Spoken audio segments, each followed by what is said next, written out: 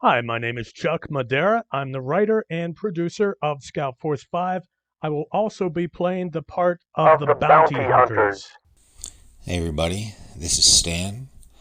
I am playing the part of Dr. Glorblax, and this is my part for Episode 7, Carl of the Wild.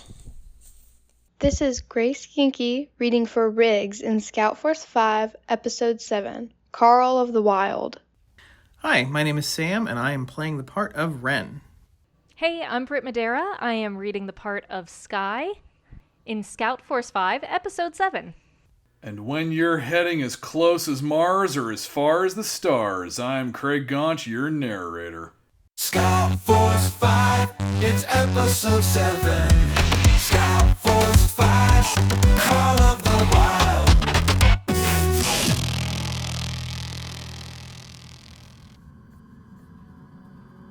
Space. Vast, infinite, unconcerned with the petty struggles of humans, aliens, and overly confident spaceship captains. That is, until those petty struggles launch themselves headfirst into the cosmos aboard the tragically named SS Hazard. Its crew blissfully unaware of the sheer statistical improbability that they have survived this long. Join us now as the ship drifts through space. The captain sits at his console, sighing dramatically, staring forlornly at his screen. Still no response. The Grand Empress of Cartography remains elusive.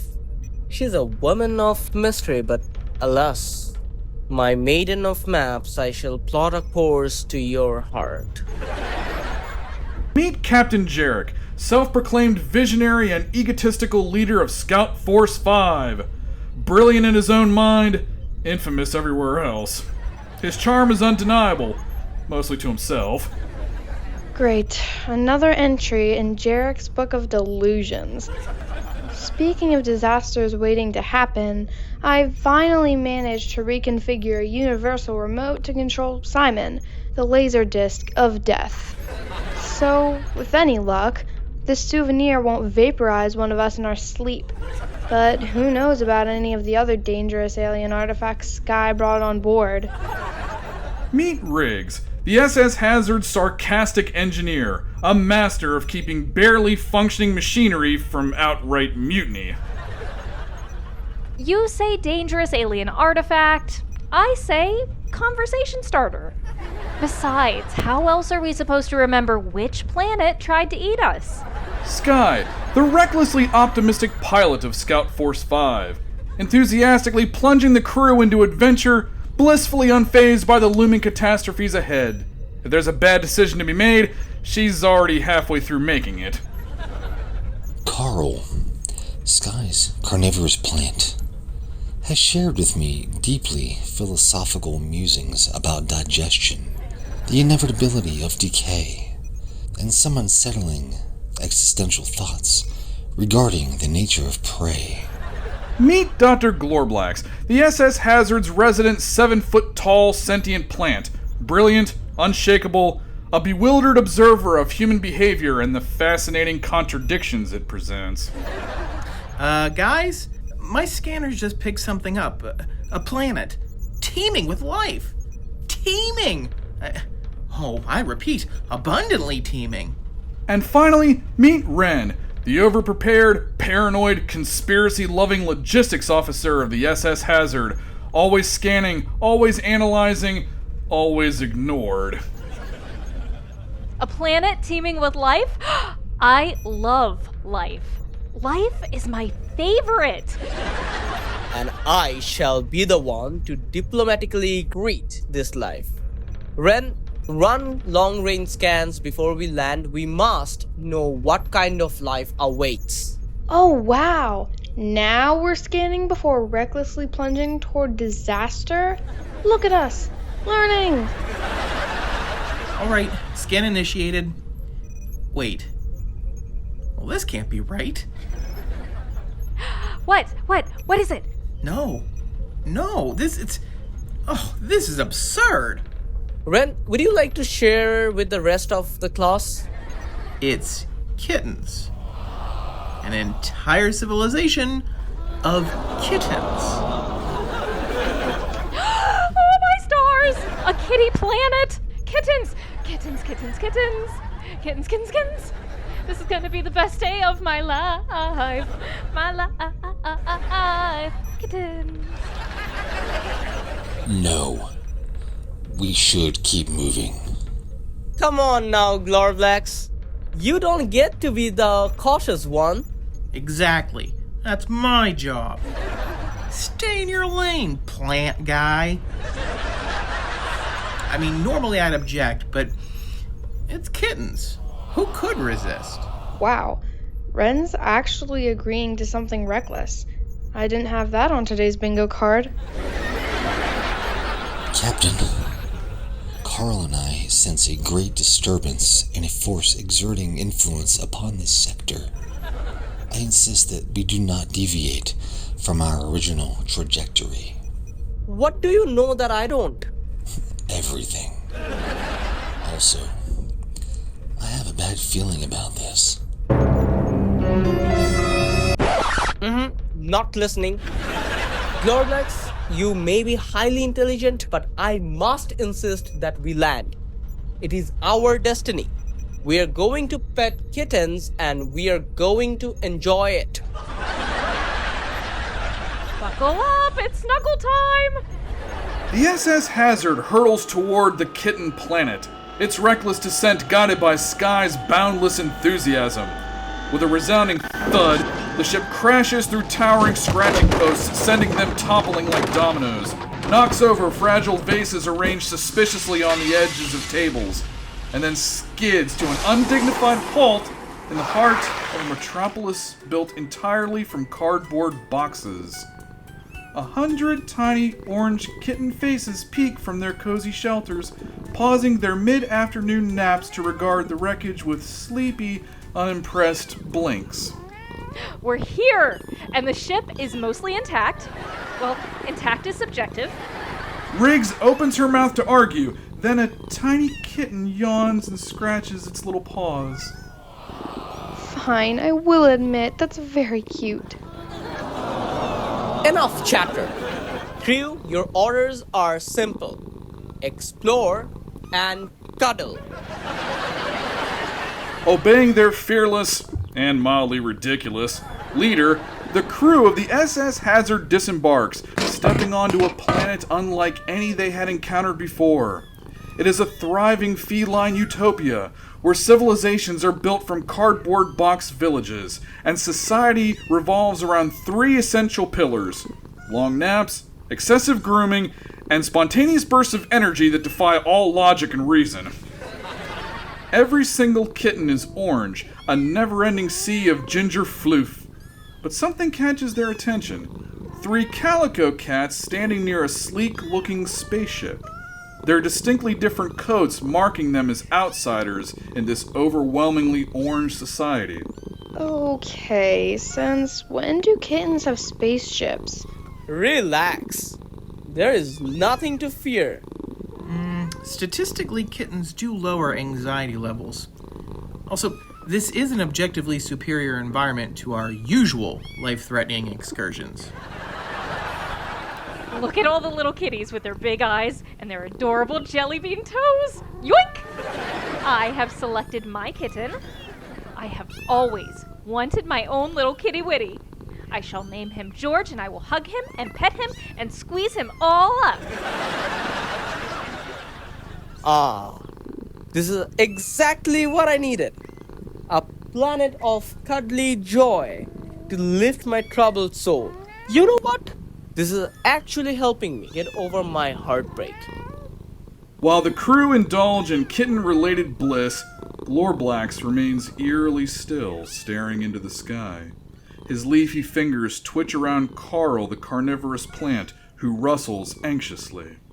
The winds whisper warnings, and Carl smells betray in the dander.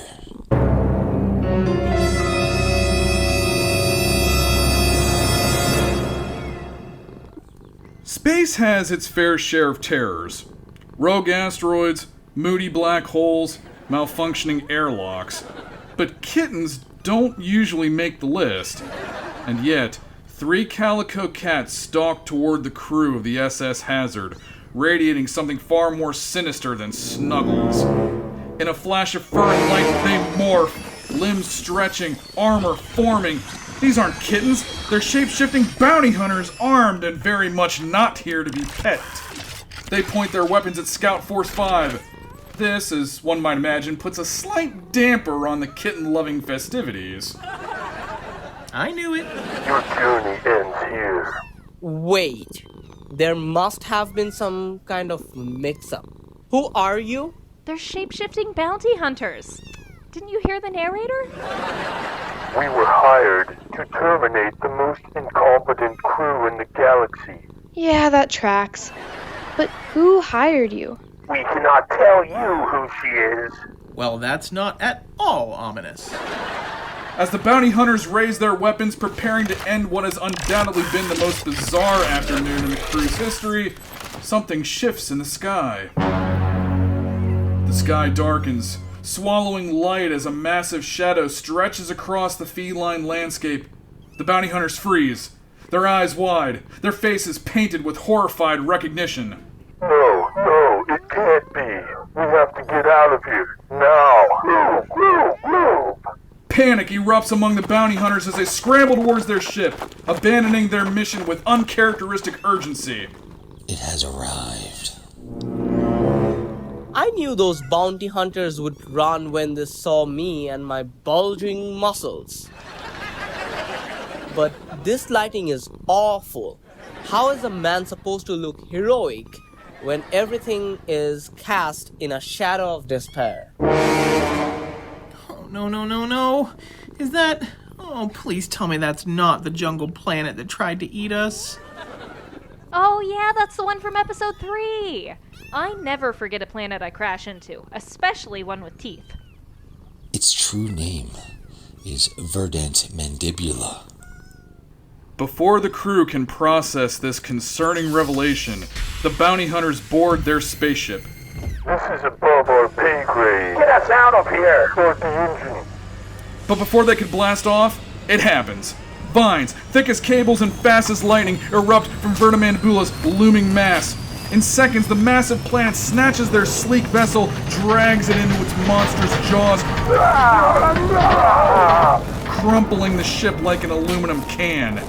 Well, that was excessive. And that is why you don't mess with aggressive sentient ecosystems. Before anyone can fully process the bounty hunter's very dramatic demise, more vines whip around towards the kitten planet, their tendrils reaching hungrily toward the fluffy civilization. Crew, protect the kittens! Scout Force 5 scrambles, scooping up kittens, diving into cardboard villages, and ushering tiny fluff balls to safety before the vines can reach them. It was literally like herding cats. Okay, hold on. Glorblax, why do you look so calm about this? Because it was inevitable. Oh no, I hate inevitability. Is there something you would like to tell us? Because this is definitely the time. I am the heir to the throne of Verdant Mandibula. Of course you are. Ooh, this got way more dramatic than I expected. Wait, you are plant royalty? Correct. And this is your planet? The one actively trying to consume everything around us? So let me get this straight. Your home planet was actively trying to devour us last time and you thought, yes, this is fine. I will just keep that detail to myself. That is an accurate summary. I was cultivated on Verdant Mandibula, engineered by a scientist seeking to create the ultimate sentient plant, designed to assimilate new worlds into the ecosystem and mold them into an extension of my home. However, I chose science and exploration instead. I have disappointed it. Glorblax steps forward, his eyes lock on the sentient planet that birthed him, vines hovering inches from the kittens. Verdant mandibula, it is I, your heir. The planet hesitates. Vines coil mid-air, pausing just short of consuming everything in reach. I have strayed from my intended path. I have not conquered. I have not assimilated new worlds into our ecosystem. I have instead learned. I have grown. I have discovered things beyond our original purpose. Is he reasoning with the planet? Shh, let him do his weird mystical plant speech. I will not return, but I will give back that which we have taken. Wait a minute. That which we have taken. Does he mean Carl? But what if Carl wants to stay with us? He does not. With dignified grace, Glorblax hands Carl over, commanding Vertimandibula in the most Glorblax way possible. Now, make like a tree and get out of here. It's make like a tree and leave, Glorblax. Like a mother reclaiming her wayward child who ran off to join the space circus, a tendril coils gently around the pot containing Carl. The vine retracts slowly, pulling Carl upward through the swirling shadows. More vines follow, unraveling from the kitten metropolis, retreating like green tides that never truly belonged. Then, planet Vertimandibula retreats, its massive presence withdrawing from the kitten planet and vanishing into the depths of space. Oh. Goodbye, Carl. I'll miss you and your weird little chompy noises. Can we please leave before something else tries to kill us? I think we exceeded our dumb luck quota for today. I agree. This was fun, but we need to blast off before Sky adopts an entire cat colony into our already cramped ship. I've got enough things to clean up without adding hairballs and litter boxes to my list. Alright, everyone, back to the ship. Not because anyone suggested it, but because I, your fearless and dashingly decisive captain, have just had a brilliant idea to return to the ship. The crew clambered aboard the semi-reliable SS Hazard. The engines coughed, and the ship lifted off, leaving behind a trail of fur, cardboard boxes, and unanswered questions. Okay. So just to clarify, we narrowly avoided being devoured by a planet. Again. Does anyone else notice the pattern? Yeah, is this going to be like a seasonal thing? Oh, I didn't get to pick up any souvenirs. And so concludes another inexplicably survivable mission for Scout Force 5. With secrets revealed, bounty hunters digested, and one carnivorous plant returned to its verdant overlord, our fearless crew soars back into the stars. What lies ahead? The universe is vast, mysterious, weird. But whenever trouble sprouts, Scout Force 5 is there to accidentally water it.